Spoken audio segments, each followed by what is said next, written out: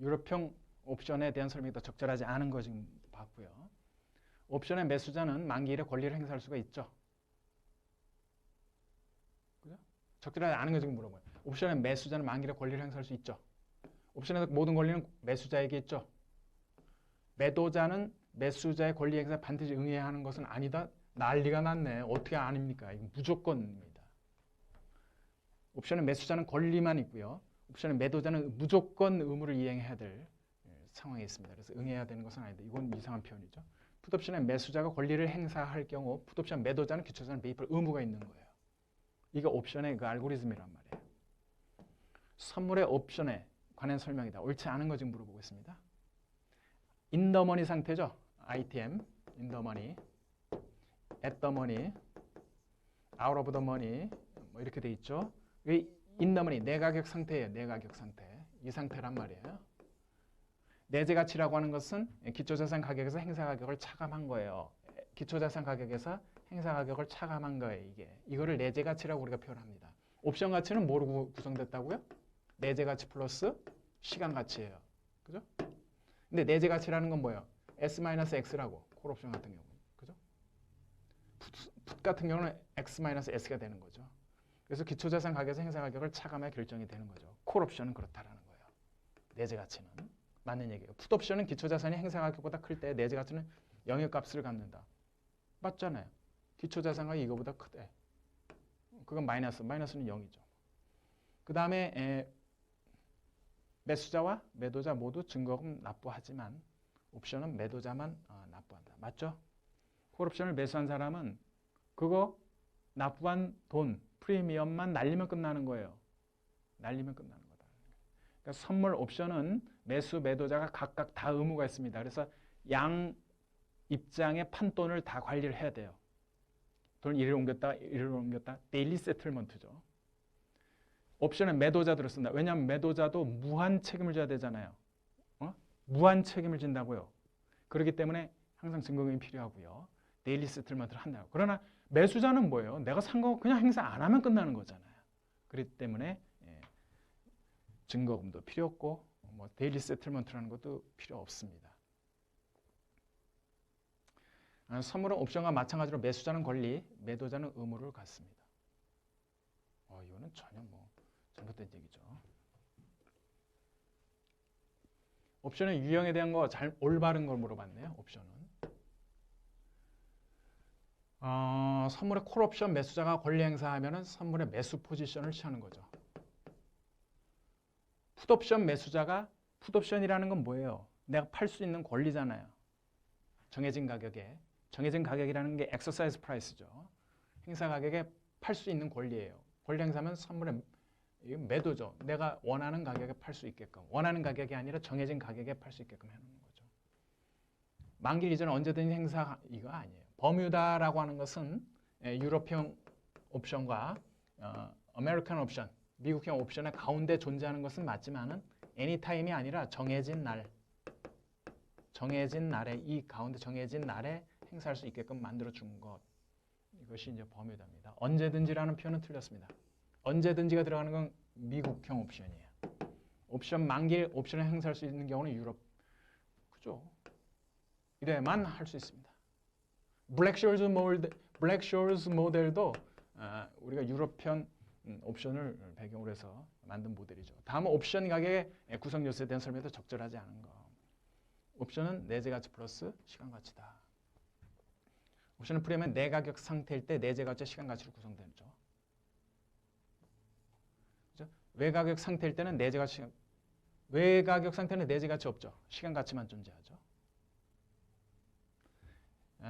시간가치는 기초자산 가격이 옵션 만기 시까지 옵션 매수자에게 유리한 방향으로 움직일 가능성에 대한 가치를 얘기하는 거죠. 그러니까 시간이 길면은 앞으로 나한테 유리하게 움직일 수 있는 시간이 남아 있는 거잖아요. 그건 사실 누가 모르죠. 신만이 알 뿐인데. 그래도 당장 내일 옵션 만기다라는 것보다도 한 달 있다 만기다라면 그래도 내가 원하는 방향으로 움직여줄 수 있는 기회가 더 많은 거니까 그걸 시간가치라고 우리가 표현을 하는 것이죠. 시간가치. 그래서 요게 이제 잘못되어 있습니다. 옵션의 가격 결정 요인입니다. 요거 이제 시간이고요. 기초자산 가격을 얘기하는 거고요. T는 이제 타임이죠. 요거는 이제 변동성을 얘기하는 거고요. 요거는 이자율입니다. 콜옵션은 당연히 S-X니까 S가 높아지면 높아지는 거고요. 요건 X-S니까 이게 높아지는 것은 이 풋옵션 가격이 하락하는 것이고요. 그렇습니다. 맞는 얘기죠. T가 길어지면 길어질수록 만기가 길면 길수록 어떻다? 옵션 가격은 점점 커진다. 나한테 유리하게 변화될 시간이 앞으로 존재하기 때문에 기간이 길다라는 것은 Thank you very much다 라고 했는데 여기 하락이라고 써서는 이건 다 틀린 얘기죠. 공이 콜옵션이든 풋옵션이든 내가 원하는 가격 그 움직임으로 올 가능성이 존재하는 거잖아요. 그죠? 물론 동상이몽이겠지만 둘 사이는 그 다음에 이제 변동성도 마찬가지입니다. 그래서 이 시간과 변동성 얘네는 방향이 같아요. 얘는 방향이 같다고.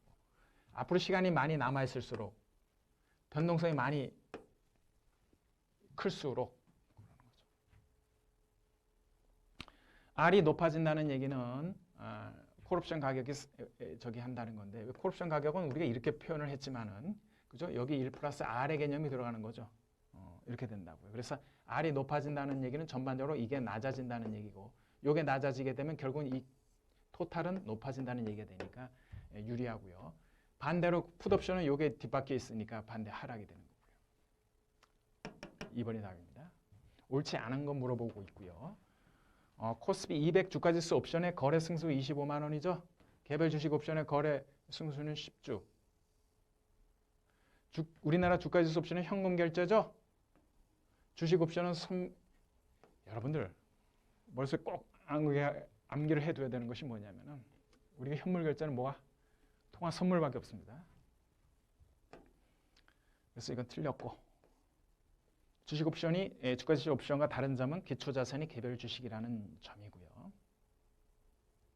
그 다음에 두목입니다. 두 번째 목입니다.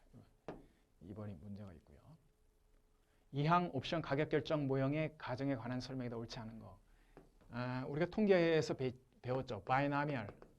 바이나미얼의 기본 가정은 뭐예요? 성공하거나 실패하거나 앞이거나 뒤거나 그죠? 이런 식의 그 분포를 따른다는 거. 주식 가격 이항 분포 생성 과정을 따른다는 것이고요. 상승과 하락 두 가지 경우만 계속해서 반복을 하는 거고요. 그 다음에 주가 상승률은 무위험 수익률보다도 작고 주가 하락률은 무위험 수익률보다 크다. 이게 바뀌었습니다. 주가라는 건 이렇게 크게 움직이잖아요. 그렇다 하더라도 무위험보다도 더 작을 수는 없고 아무리 내려가더라도 무위험보다도 덜 내려갈 수는 없다라는 거죠. 이런 관계인데 이게 지금 뒤바뀌어 있습니다. 보유 수익에 따른 만약 이게 주가의 움직임보다도 무위험 수익률이 더 많이 움직이는 그건 무위험 수익률이 더 많은 변동성을 갖고 있다는 건데 그거 말이 안 되는 얘기죠. 그렇죠? 보유 주식에 따른 배당금 지급은 없고요. 거래배 이런 것도 없다라고 가정을 하고 있습니다. 기본 이항 옵션 가격 결정 모형의 가정에 대해서 물어본 거예요. 문제를 꼭 바꾸면 이걸 가지고 바꾸더라고요. 요거. 그러니까 그런 개념을 알고 있어야 된다. 다시 말해서 주식은 원래 주식이라는 건 위험 자산이니까 크게 벌어지는 것이고 무위험 수익률이라는 게 뭐 크게 벌어질 일이 뭐가 있느냐. 요 안에서 움직이는 것이지. 만약 이게 더 크다 이런 식의 그 표현은 잘못된 것이죠. 이항 가격 결정 모형에 의하면 1년 만기 유럽식 콜옵션의 현재 가치 얼마냐 이거 물어보는 거예요. 이건 무조건 한 문제 나는 거예요. 그래서 여러분들 무조건 첫 번째, 두 번째, 세 번째 프로세스만 거치면 되는 거예요. 첫 번째 뭐예요? 주식 가격 100원, 만기 주식 가격 140원. 140원에 40의 값을 가지며 행사 가격이 100인 유럽식 콜옵션이 있다는 거예요. 이항 분포 가격 결정 모형에 의하면 1년 만기 유럽식 콜옵션의 가격은 얼마냐. 자, 여기서 이제 우리는 항상 P라는 확률을 구하는 거예요. 그걸 위험 중립 확률이라고 합니다. 위험 중립 확률. 위험 중립 확률 P를 구하는 거죠. 지금 P는 어떻게 구해요? 자, P는 어떻게 구하냐 하면은 지금 어떻게 합니까? 주식 지금 100원 투자하죠? 배워 투자하면 우리는 우리의 세계는 위험 중립 세계라니까요. 리스크 프리미엄이라는 게 없어요. 그럼 무위험만 우리는 원한다니까요. 1 플러스 무위험 이자율 얼마? 0.1. 그럼 미래 페이오프는 우리가 이렇게 요만큼 원할 거라고. 근데 지금 상황은 두 가지로 나누어져 있어. 140과 40. 이 확률이 P, 이 확률이 1-P. 이러면 되는 거예요. 그럼 이거 방정식으로 만들어서 풀어보자고. 이게 110이 되죠? 140P 마이너스 요거 곱하면 어떻게 돼? 플러스 40 마이너스 40P 이렇게 돼요. 그럼 어떻게 돼요? 140P에서 40P니까 100P. 요걸 하면은 70이죠? 70. 그럼 P는 70이 되는 거고요. 다시 말해서 0.7이죠. 위험 중립 확률이 0.7이라는 것을 우리는 알게 됐다라는 거예요.